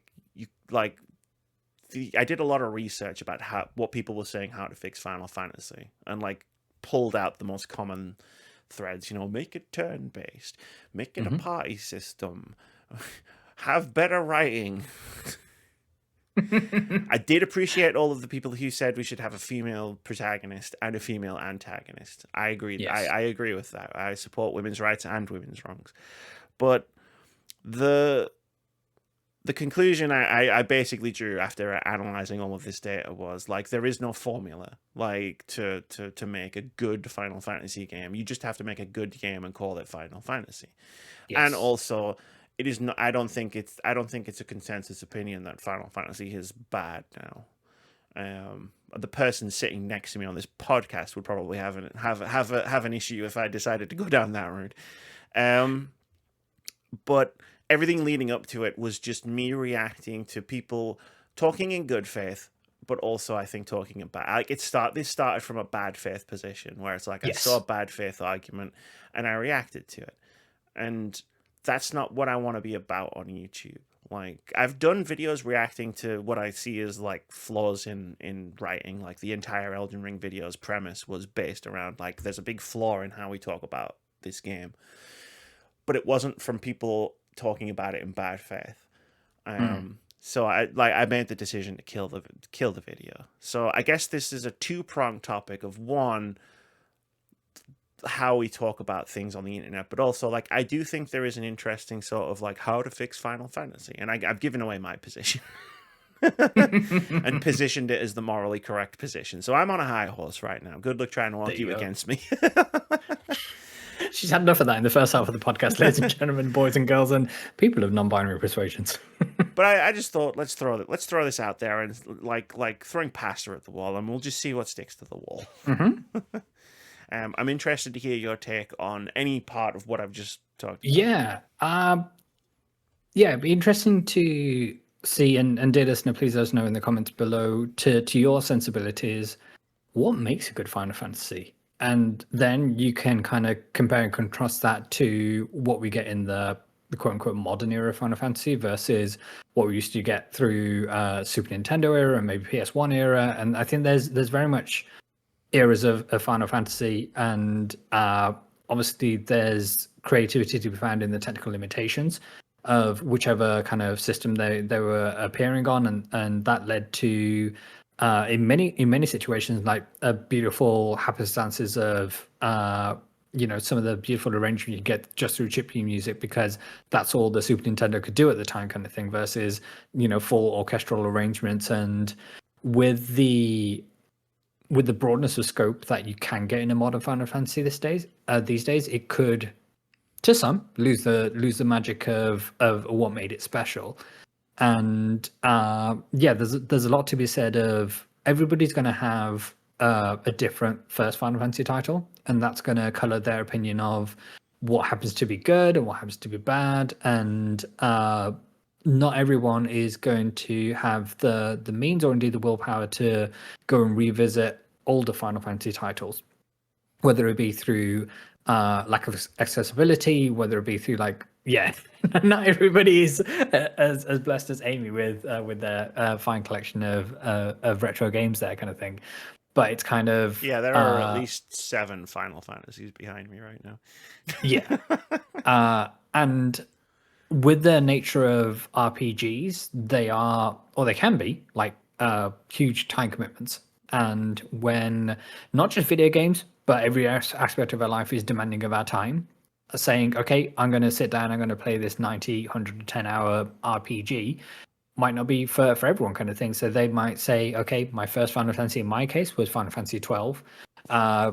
And at some point, I do want to go back and play some of the earlier titles. And I know I've been going on a journey through the remake arc of Final Fantasy VII, but I have the original through Steam, and I will be playing that at some point. And I know Final Fantasy X is exceptional at what it did and it is at the time, and how X-2 kind of broke barriers in having a female leads and just having a different take on the story. Absolutely. Which I think more games should do. Mm-hmm. And I've been fortunate enough to play every Final Fantasy kind of major release. The spin-off ones I haven't necessarily dabbled in, but from 12 onwards, and I've enjoyed many of them. And like to me, it's going to be different, because what makes Final Fantasy Final Fantasy. That's the core aspect. Are they just the elements which appear in all of them? Is it the things like the transportation? Is it chocobos? Is it a character named Sid? Is it the use of Gil? Is it the systems? Is it just the iconography of the UI and it being like the the gloved hand, like is Mickey Mouse's hand, going through the different UI like options. the specific menu sound when you like move the thing. Yeah. Like Is it the yeah, there are stuff like that in it. Yeah. absolutely? Is it the way that all I'm going to say all, but this is probably the wrong statement to use. But many of the Final Fantasy games start off with or have the prelude music, but it'll be a different arrangement. And it's how does that sound to your ear? Is it going to be the nicest version of that does it? Is it going to be the end song, which even from like Final Fantasy 8 onwards tended to be vocalized as well? And it's how hard does that resonate with you? Those are going to be the tent poles of what makes Final Fantasy to me, kind of thing. Yeah. And it is the characters, it is the group that they journey around the world with to go beat the big bad and stop the calamity. Kill God. Exactly. So it is going to be different for everybody, and I think everyone's going to have a different answer. But it is interesting to see, or to at least hear of a consensus that modern Final Fantasy is quote unquote bad. I think with most genres, kind of tastes and opinions are going to change, and much like any video game developer and publisher, they are chasing trends in many ways, and for a lot of this, it's to the detriment of the game, and it could be that the direction that Final Fantasy was in would have been a better one if they stuck with that, but I'm happy that they tried something. Some things are going to work and some things aren't going to work, kind of thing. But it's like for me, one of the most special Final Fantasy experiences that I've had was the 290 hours I put into Final Fantasy 14, my very first MMO. But it had all of the paintings of Final Fantasy, which I gravitated towards, set in the world of Ivalice, which was the setting for Final Fantasy 12, which as I said, it was my first Final Fantasy, so I have like huge heartstring tugs on that one, and I had a wonderful time playing that game. But I know that's not a traditional Final Fantasy, quote unquote, because it is an MMO and all the rest of it. So yeah, there's a lot to unpack. Well, I mean, there was precedent. 11 was also an MMO. Absolutely. I think one thing that I think can sometimes get lost in discussions of how to fix Final Fantasy is that one of Final Fantasy's core, and this sentence is going to sound weird. One of the things that's most consistent about Final Fantasy is reinvention. Like, yes. Each game is different from the last one in a lot of ways. Like you very rarely get direct sequels. Yeah, I mean, for sure that, but also like I think mechanically, like even 7, 8, and 9 look very similar to each other, and they do have a lot of similarities. They're all vastly different in terms of like combat mechanics. Not just like they're set in a new world with new characters and a new story. It's like they all play very differently, like as RPGs. Like the materia system from 7 is in 9, but it's different. Like the way that you get abilities in 9, like I haven't seen that happen again until Clair Obscur, like which is not Final Fantasy. Because like when you pull down the common threads of Final Fantasy, and I was thinking, okay, like if we boil it down to the basics, what does a Final Fantasy need to be to like be Final Fantasy? You can't even necessarily say that it has to be a fantasy game, because Final Fantasy 7, it's cyberpunk, it's science fiction. It has swords and monsters, and you have to kill God or whatever, and magic, it's got magic in it and stuff, but like it's very much a sci-fi, like it's very much a cyberpunk as much as it is a fantasy game. And I think that's the beauty of Final Fantasy. Like you say everyone has a different favorite Final Fantasy, and I think I know, if I really like investigated the subject amongst all of the people that I know, I could probably find someone who has I could probably find someone who has each Final Fantasy like absolutely as their favorite. And I think that's beautiful, man. And like that wouldn't necessarily be the case if the games weren't different from one another, like going from title to title. Like weirdly enough, the biggest similarities are between 11 and 14. Like because they are very similar. Like they are MMOs, right? They're both MMOs. And I love that about Final Fantasy. So when I think about what do I want Final Fantasy 17 to be, and I'm approaching this as someone who wasn't a fan of 16. I would still say like I don't really have like a prescriptive thing. Like I would love it if Final Fantasy 17 was turn-based, but that's because my personal taste leans towards turn-based games over rather than real-time action games. RPG. Yeah. So like that would be great for me, but like I just want the development team of Final Fantasy 17 to just make a good game. And what I mean by that is to just make the best game that they can make. And I'm not necessarily and critically what they want to make as well. So Yeah. rather than Square Enix coming down saying it needs to be action RPG because that's what the hottest trends are, and it needs to have parry system and all the rest of it. Yeah, that's my if the worry team doesn't is- want to do that, is like, oh, did you see this game, Clair Obscur, Expedition 33? We need to make one of those. And it's just like, I mean, I love that game, but like, if that's what they want to do, let them cook. If that's not what they want to do, let them cook on what they want to do.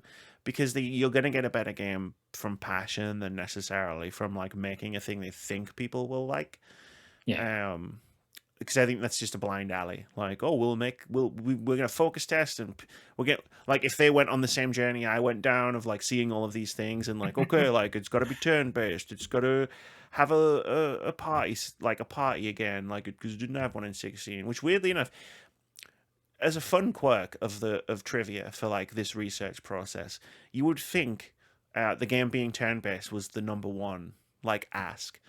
And obviously, I haven't exhaustively read every single Reddit thread and watched every single YouTube, but the one that came up the most in my research was actually have a party of characters that you can control was actually higher than turn-based.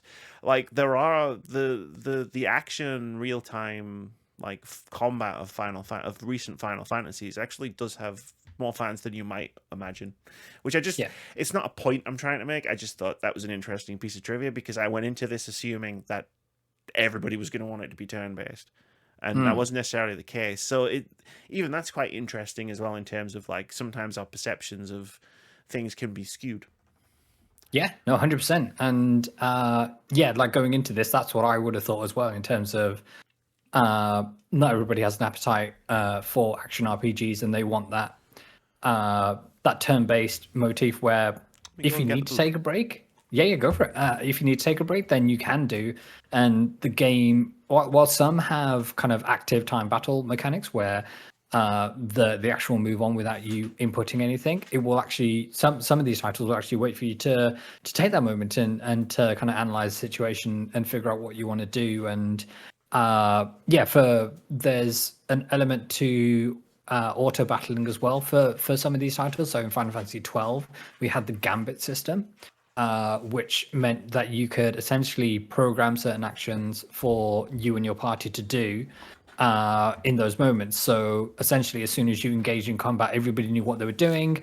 If your protagonist, so Vaan in this case, if their HP fell down to 50%, another character would be on it with healing them and all the rest of it. So there's ways to make these games work to your playstyle, but you've got to be in that moment.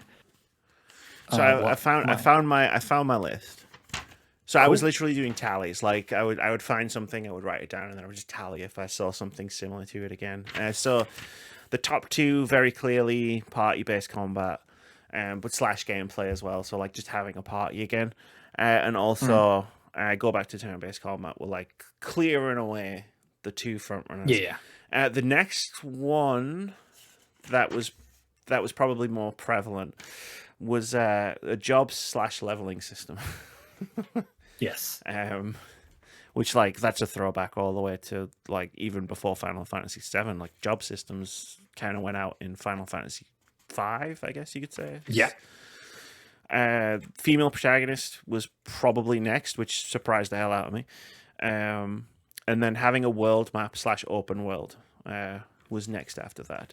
And then there is a real drop off in terms of like, apart from better writing, which is just terrible. Like, yeah, sure, of course. Like, I want you know what I mean. Even you if want that across the board. Even if I thought the writing in Final Fantasy 16 was amazing, I would want the writing in 17 to be better because it's like I just want I want games to be better than their predecessors. There were some interesting ones. I got quite a few hits. This was the part of a video that I saw that made me start bleeding from all of my orifices, which was like less gritty. No, sorry, other way around. I actually found both. It was like less humor, more gritty, so like darker. And they were playing this over the footage of, you know, the part in Final Fantasy VII Rebirth where you go into the bar and Rude's there and it's the Bald Men's Club, which I think is a great moment. They were playing it over that, and I'm thinking, motherfucker, did you play the original Final Fantasy VII? It's one of the it's so goofy. Like it can be like, it's a dark game, sure. Like 16 is one of the darkest Final Fantasies I've ever played. It's so grim. It's one of the things that turned me off of the game, like as a whole. Was just as a tone piece, it's so tragic with the the underpinnings of slavery and people being forced into servitude and all the rest of it. It's grim out there. Like one of the things I celebrated about Expedition 33, I celebrated this on Bluesky, was they brought the goofiness back, which I've missed from like those more classic games where it's like it can just be really silly from time to time.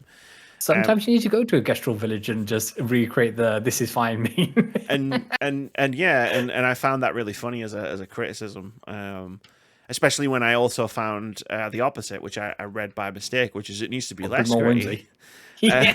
And more whimsical. And I'm like, okay, we've got a bit of a split in the community here.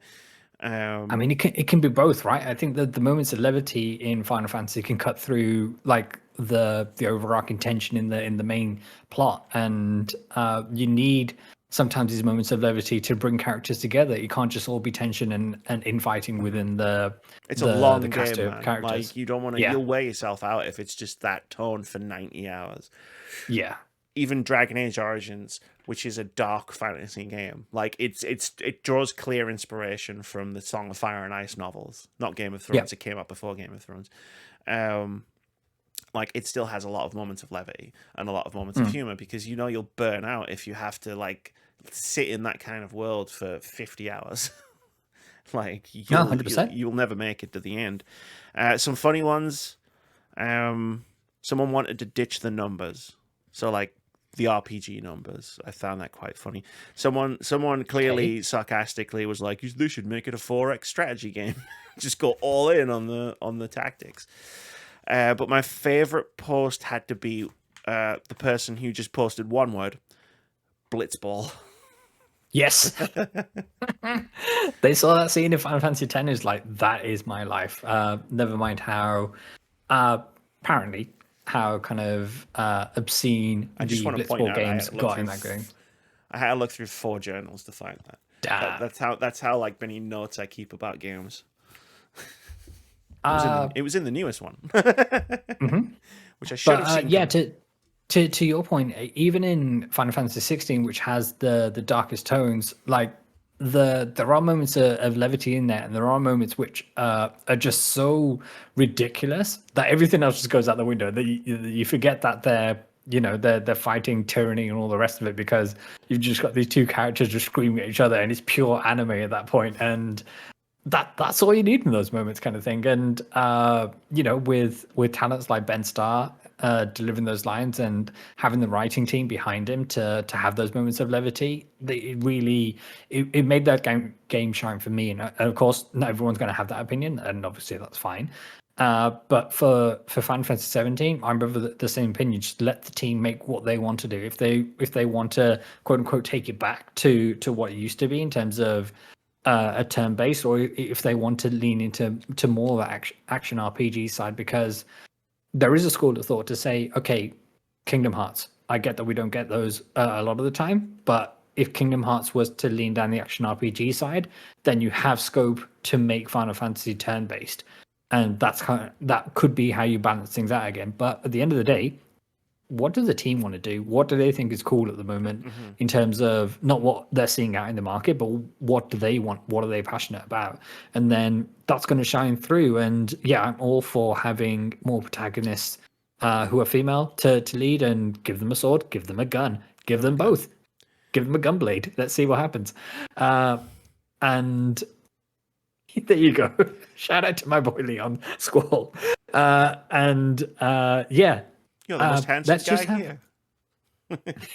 7 pixels. And yeah, let's have some more diversity, and I appreciate that because these games come from Japanese sensibilities. They can have some poor choices when it comes to how they represent diversity and kind of leaning into stereotypes and all the rest of it. But there are also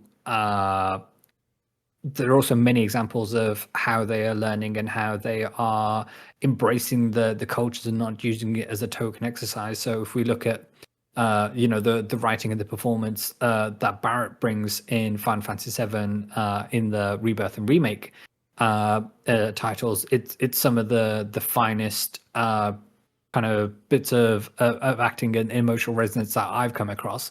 And for sure, he is a person of color, and I think in those instances, I feel the way that his character is represented is kind of sympathetic to that rather than just using it as a token exercise. And I would love to see more kind of backgrounds, ethnicities, and different walks of life represented within a typical party rather than just having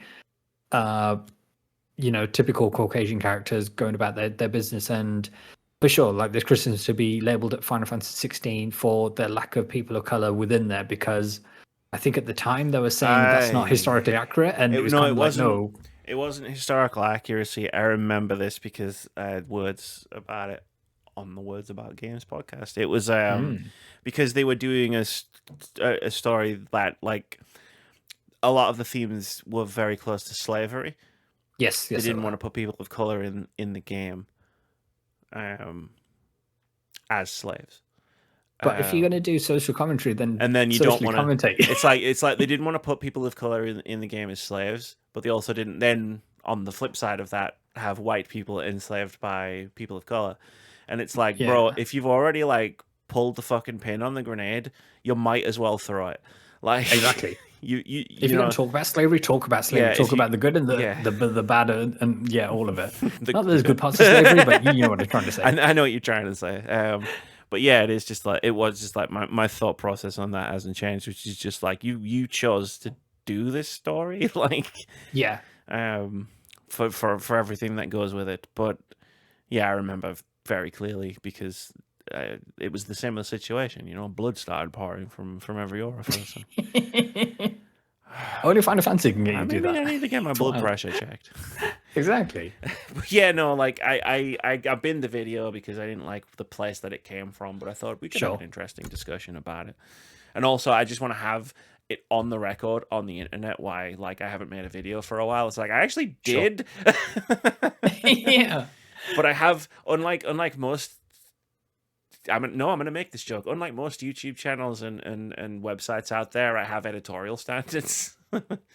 I won't just throw anything out. Yeah, you're not out there trying to hit numbers. So you got to post 6 videos a week and all the rest of it. No, absolutely none of that business. No. Yeah. But I am currently making a video, so don't worry about it. I'm actually making 2. I started out making a video being like, this game is awesome, and then realized that it is that, but it was also a prologue to a different video, and I was like, I'm gonna make that video too. But yeah, like Final Fantasy has and will be a franchise which is near and dear to me, and within it's had some of my most special times with video games, and I hope that continues in the future. And yeah, for sure, Square Enix has unique and silly, stupid ass ways of going about how they view success and how they compare the development cost to what money they would have made if they just put that in the stock market, and that's how they do their forecast, which to my mind is silly when you're talking about art. But for the bean counter Square Enix, it's not art for them. This is a commercial product kind of thing. But hopefully the art that we do see continues to shine, and yeah, that'll do it. That'll do it, I think. Hell yeah. For something I just pulled out of my arse at the last minute. But it seemed to go all right. Last time I did that, we had to delete the podcast.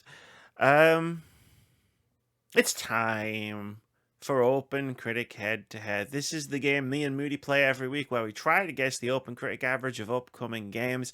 Whoever guesses closest to the score at the time of recording gets a point. If you manage to guess the score correctly, you get 2 points. You might wonder why I didn't include Vitz in that little spiel. Well, it's because for the last few weeks I have been playing 4 Vitz, and I have not been playing well. On purpose. That's fine. Bit.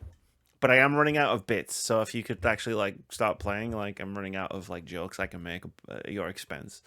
You can copy that, Captain. I think if you look at your guesses for last week's 4 games, you can see where I went with. It's nice. It's nice, and then nice. I flipped it. You got. I saw. You got to throw a twist in there. So last week we guessed the OpenCritic average of 4 games. The first one. Gears of War Reloaded, which I forgot was coming out.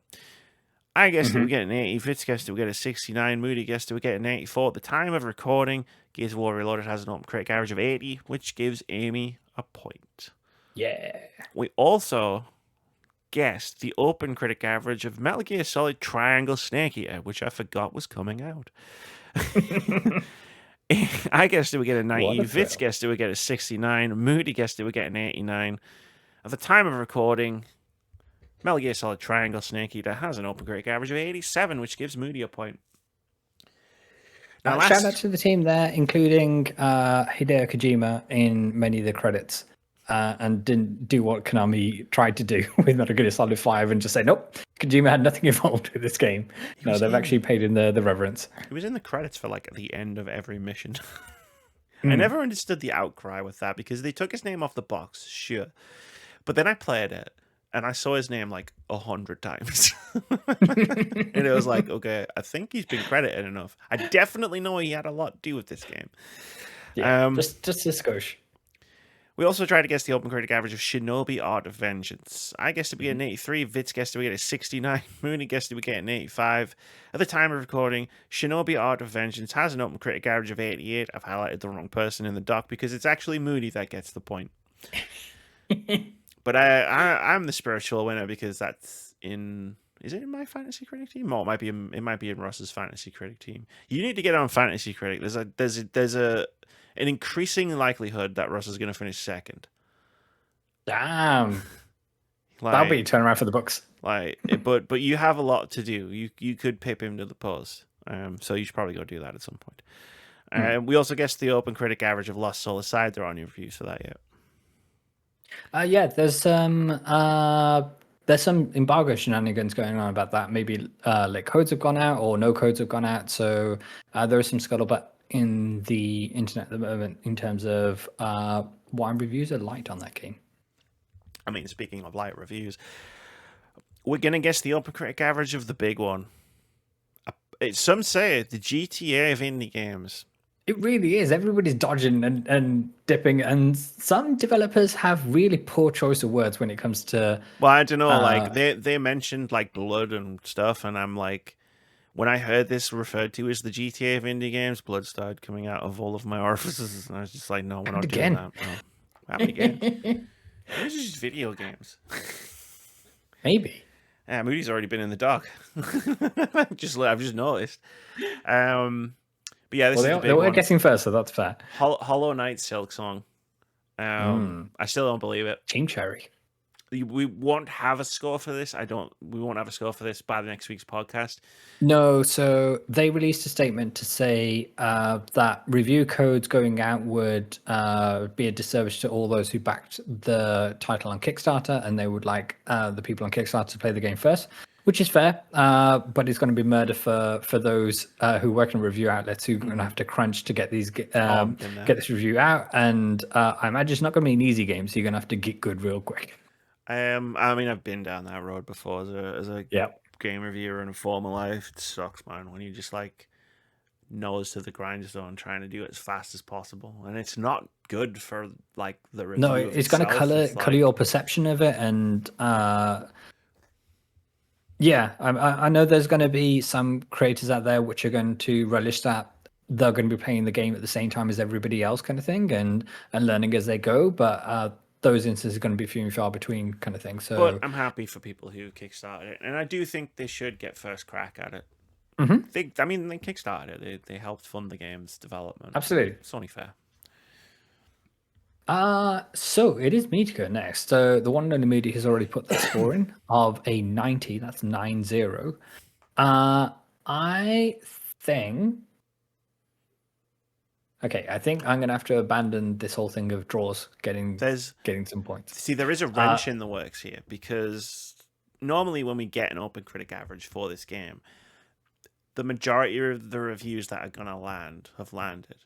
But because the cutoff is when the episode is recorded, you don't know how many reviews for this game are going to have hit. Yeah, which could swing the score wildly in one direction or another. I'm gonna say 89, please. Interesting. This is not a critique on the game itself. This is a commentary on the means in which this game is going to get reviewed. Okay. Just on opencritic.com. Yes. Scroll down. We've got 2025 Hall of Fame. Okay. The highest reviewed game of 2025 is Shujinku. That has a 94. I've never heard of that game. So there's only one thing for me to do. 95, right? Yeah. As somebody who... So, like, I don't think... To fully grasp what this game actually coming out means to me from, like, the words about games perspective is, in January 2020, we played our first game of Fantasy Critic. And having played Hollow Knight Silksong 4 months earlier... When it was actually real at that point. I drafted the game. And every year between 2020 and 2025, it just became a bigger thing. Like you know what I mean? Like the Hollow Knight meme just became a bigger thing, like, which was tied to me directly. Hey, painting on the wall. So like it is surreal to know that this game is coming out just from that respect. Also the fact that, again, like, it's going to be a real game that I could play in like a week. But now you can rest. Now the what do I do now? I feel like I have no more worlds to conquer in Fantasy Critic. Yeah, and Amy wept. I'm gonna, but not for the reason you thought. I'm gonna win this year. Like, I can't deny it any longer. It's like I can't even curse myself at this point. Like, I'm like 150 fucking points ahead of like everybody. It's like, and I haven't had this come out yet, or Silent Hill. So it's like, okay, I'm gonna win quite heavily with the highest score anyone has ever had in OpenCritic. And now the meme is dead. Like, it's done. Like, what do I do next? Start drafting Hollow Knight 3? Like, that's not funny. Like, no. Like, I don't know. Like, I'm having a real existential crisis as a player of Fantasy Critic, and I'm good. It's something I'm If gonna you have have any to suggestions, solve. dear listener, put them in the comments below. Should Amy start drafting Half-Life 3? Is that played out already? That's been played out for a long time. Yeah. It's like, should I just take the whole thing seriously? Should I take the entire thing completely unseriously? Yes. No, that's a possibility. I have nothing to prove. I'm going to be a 3-time champion at the end of the year. Okay, hang on. Hear me out. All Embracer Group lineup. It makes me feel uncomfortable. That would be like doing an all Xbox lineup. I don't think I would want to go down that road. But there's got to be. I think there's a theme we can unlock if we workshop it together. I doubt Moody's listened this far, so like, between the two of us, I think we can figure something out. And me not taking it seriously next year will probably make him mad. Yes. So there is definitely, maybe it's like, so you get all games with the number 3 in the title or something like that. You know what I mean? Like, just. Okay, so you're gonna get first pick next time. Yeah, I'm gonna get first pick. Yeah. So you're taking Pokemon, right?